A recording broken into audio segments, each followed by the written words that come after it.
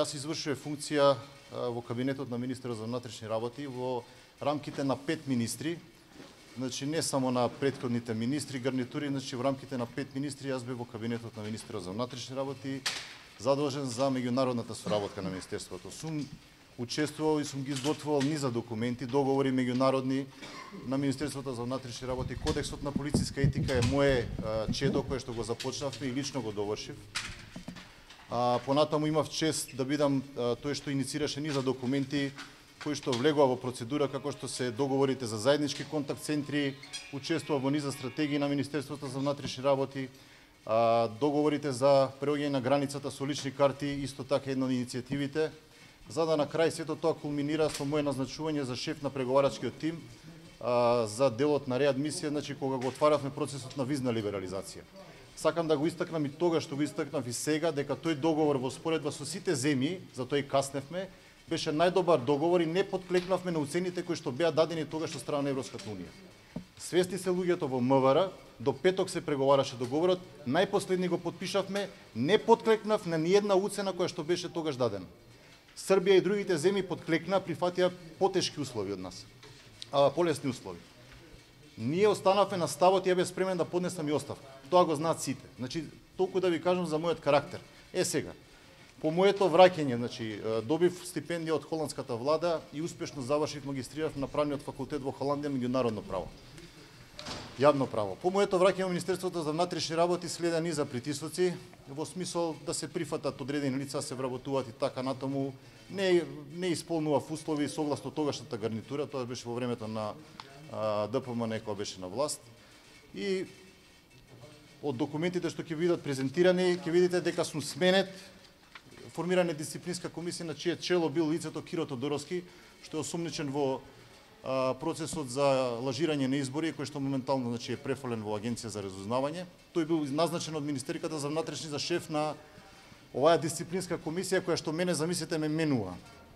Сум направил тешко кршење на прописи на МВР затоа што не сум извадил беч, а сум взимал цело време плати и така натаму. Значи се работи за едно тотално ражирање на назначување на лице кое што ќе извршува наредби.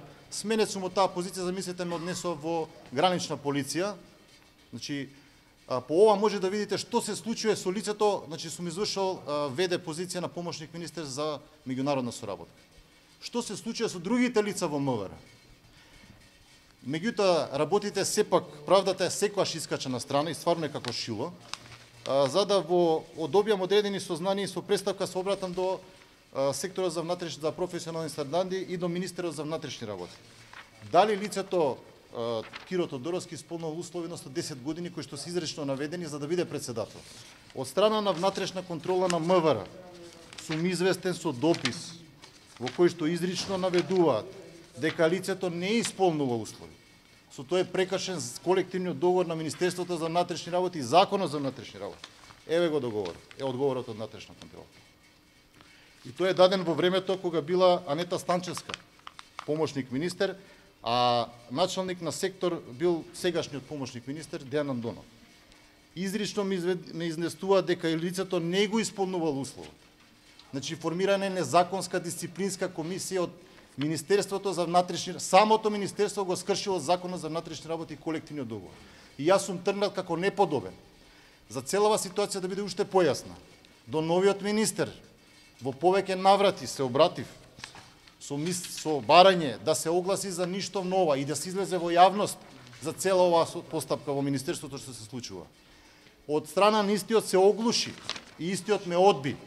Еве го дописот со кој што истиот ме одби и ме препрати да правдата ја барам во судска постапка.